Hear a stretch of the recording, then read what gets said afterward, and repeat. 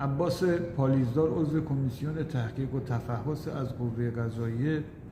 ظاهراً مصاحبه‌ای کرده با سایت دیدبان ایران و نکاتی رو گفته که کرک و پر آدم میریزه. البته در رابطه با این پرونده در زمان خودش هم حرف و حدیث‌های زیادی مطرح بود که خب نهاد سیاست‌گذاری سعی در کتمان و یا انکارسازی داشت، هرچند مردم همیشه میدونستن تا نباشد چیزکی کسی نگوید چیزها. اصل حرف اینه که واقعا همه کسانی که در انقلاب 57 سهم داشتن به نوعی در طول 40 سال دچار فسادهای عجیب و غریب شدن و با ساخت کلونی‌های وحشتناک و تبدیل شدن به آلکاپون‌های خونخوار